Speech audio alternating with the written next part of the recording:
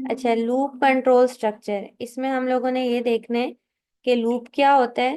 ठीक है, इसमें हम लोगों ने पढ़ा था कि लूप वो चीज होती है जिसको हमने बार बार रिपीट करना होता है। ठीक है, वो ब्लॉक ऑफ स्टेटमेंट जिनको हमने रिपीट करना होता है वो हम लोग लूप यूज करते हैं उसके लिए। अब लूप तीन तरह के थे, फॉर लूप, व्हाइल लूप और डू व्हाइल लूप, जिसमें हम लोगों ने फॉर लूप से स्टार्ट करना था। तो लूप स्ट्रक्चर क्या होता है, सबसे पहले इसकी डेफिनेशन आएगी। लूप हमारे पास वो स्ट्रक्चर होता है जो प्रोग्रामर को अलाउ करता है कि वो सेम सीक्वेंस को रिपीटेडली क्या कर सके, एग्जीक्यूट कर सके। मतलब अगर हमने कोई एक चीज चार पांच दफा प्रिंट करानी है या एक काम एक से ज्यादा दफा करना है तो उसके लिए हम लोग क्या यूज करते हैं, लूप यूज करते हैं। फिर हम लोगों ने देखने कि लूप के एलिमेंट्स क्या होते हैं। लूप के दो एसेंशियल एलिमेंट्स होते हैं। ठीक है, पहला ब्लॉक ऑफ स्टेटमेंट्स, वो स्टेटमेंट जिसको हमने क्या करना है, रिपीट करना है। ठीक है, जिनको रिपीट करना है वो हमारे पास ब्लॉक ऑफ स्टेटमेंट पहला एलिमेंट है। और दूसरा एलिमेंट क्या है, कंडीशन है। कंडीशन हमें क्या बताती है कि लूप ने कितनी दफा चलना है। तो ब्लॉक ऑफ स्टेटमेंट जिन्होंने रिपीट होने हैं, और कंडीशन जो हमें ये बताएगा कि लूप ने कितनी दफा चलना है। अब लूप को कब यूज कर सकते हैं, ये क्वेश्चन आ सकता है शॉर्ट, व्हेन टू एग्जीक्यूट। कब हम लोग लूप को एग्जीक्यूट करते हैं, पहला अगर हमने गिवन नंबर ऑफ टाइम्स कोई भी चीज रन करवानी हो।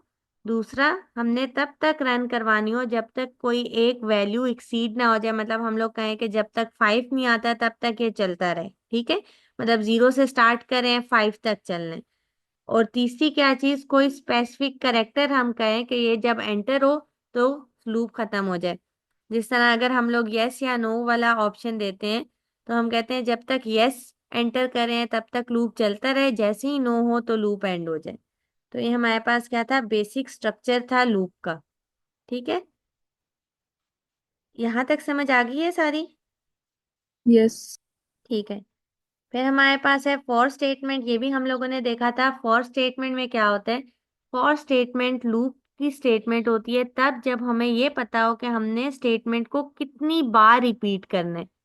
फिक्स नंबर ऑफ टाइम्स अगर रेपिटेशन करनी है तो उसके लिए फॉर लूप यूज होगा।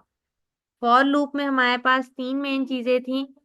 पहले फॉर, फिर पहली चीज इनिशियलाइजेशन करनी है, दूसरी चीज हमने टेस्ट कंडीशन लगानी है, और तीसरी चीज हम लोग इंक्रीमेंट या डिक्रीमेंट करते हैं। इसके अंदर हमारे पास आती है body of loop. Body of loop में वो चीज हम लोग लिखते हैं जिसको हम लोगों ने रिपीट करवाना है। तो यहाँ तक कोई चीज जो ना समझ आई हो, यहाँ समझ आ गया ऐसे। ठीक है। अब हम लोग क्या करते हैं, पहला प्रोग्राम करते हैं इसका। पहले प्रोग्राम करने से और अच्छे से समझ आ जाएगी। अब हम लोगों ने करना क्या है, हमने नंबर को प्रिंट कराना है 1 से 5 तक। ठीक है, 1 से 5 तक हमने नंबर को प्रिंट कराना है फॉर लूप यूज करके। तो हम लोग ओपन करते हैं सी कंपाइलर। सी कंपाइलर हम लोग ओपन करेंगे, यहाँ पे हम लोगों ने प्रोग्राम लिखना है। जहां से नहीं समझ आएगी वहां से मेरे से पूछना है कि क्या हुआ है। ठीक है, ओके। हम लोग क्या करते हैं, हमने लूप बनाना है। वॉइड मेन कर देते हैं हैशटैग इंक्लूड stdio.h। ये हमारे पास क्या है, ये हमारे पास है हेडर फाइल। ठीक है, ये यस। हेडर हेडर फाइल हम लोगों ने इंक्लूड कर दी। फिर हमारे पास मेन फंक्शन शुरू होता है। मेन फंक्शन में क्या है, वॉइड मेन। ठीक है, अब हम लोग क्या करते हैं, यहाँ से अपना कोड राइट करते हैं। अब लेट्स सपोज हम लोगों ने क्या करना है, हम लोगों ने कोड करना है प्रिंट नंबर्स फ्रॉम 1 to 5। 1 से 5 तक हमने नंबर्स को प्रिंट कराना है। ठीक है, तो हम लोग फॉर लूप यूज करते हैं। हम कहते हैं फॉर, सबसे पहला क्या काम था, इनिशियलाइजेशन। इनिशियलाइजेशन में हम कहते हैं integer i is equal to 1। 1 से स्टार्ट ओके। लूप। ठीक है, अब हम लोगों ने कितने नंबर्स प्रिंट कराने हैं, सेकंड पे हमने कंडीशन लिखनी थी। कंडीशन में हमने कितने यस। नंबर्स प्रिंट कराने हैं, मैं 5 फाइव। टाइम। 5 तक प्रिंट कराने हैं ना, तो कंडीशन क्या लगेगी, आई इज लेस देन और इक्वल। Greater than. ओके। जब तक आई 5 या 5 से छोटा है तब तक लूप चले। ठीक है, और फिर अब ये बताओ कि हम लोगों ने आई से आगे की तरफ जाना है या पीछे की तरफ जाना है। मिस आगे की तरफ। आगे की तरफ जाना है तो कौन सा ऑपरेटर यूज हो, मिस इंक्रीमेंट या डिक्रीमेंट? इंक्रीमेंट। इंक्रीमेंट, तो आई प्लस प्लस। यहाँ तक क्लियर है? यस मिस, हाँ जी। ये हेडर फाइल की यूज करेंगे हम। हेडर फाइल, कोई भी प्रोग्राम हम लोगों ने लिखना है तो उसके लिए हेडर फाइल लिखना जरूरी है। ये जो हेडर फाइल है ना, stdio.h, ये होता है स्टैंडर्ड इनपुट आउटपुट। जब भी हम लोगों ने सी प्रोग्राम लिखना है, उसमें हम लोगों ने कोई चीज इनपुट करवानी है और कोई चीज आउटपुट करवानी है। अब इनपुट और आउटपुट करवाने के लिए जब तक हम stdio.h नहीं लिखेंगे, तब तक हम लोग इनपुट आउटपुट फंक्शन यूज नहीं कर सकते। इनपुट का होता है स्कैनएफ, आउटपुट का होता है प्रिंटएफ। ठीक है? तो लाइब्रेरी ओके। करना जरूरी है, अगर लाइब्रेरी इंक्लूड नहीं करेंगे हमारा प्रोग्राम रन नहीं करेगा। अब हम ओके। लोग क्या किया, फॉर लूप लगाया, इनिशियलाइज किया। इनिशियलाइज कैसे किया, integer i is equal to 1, फिर कंडीशन लगाई 5 तक नंबर प्रिंट करने हैं तो i is less than equal to 5, और 1 से 5 तक आगे की तरफ जाना है तो आई प्लस प्लस इंक्रीमेंट हुआ। ठीक है?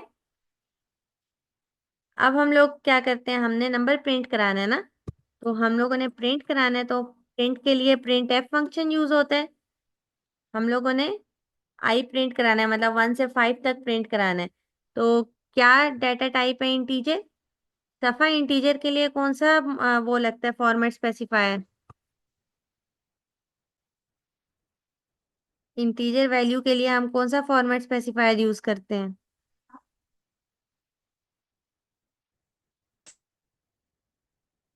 परसेंटेज डी यूज करते हैं ना? यस। क्या चीज हमने प्रिंट करानी है, आई की वैल्यू प्रिंट करानी है। ठीक है?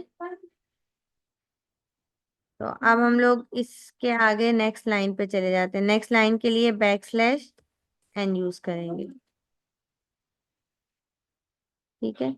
अब इसको हम लोग रन करके देखते हैं, हमारे पास आंसर आ जाएगा। आपने। हाँ जी। ओके, कुछ नहीं। इसको हम रन करते हैं। अच्छा, हम लोगों ने क्या मिस्टेक की है,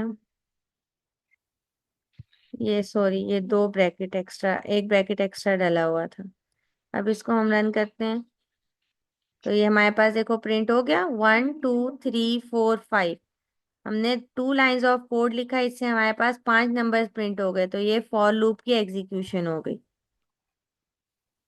फॉर ओके। लूप हमारा कंप्लीट हो गया। समझ आ गया इसकी? यस मिस, आपने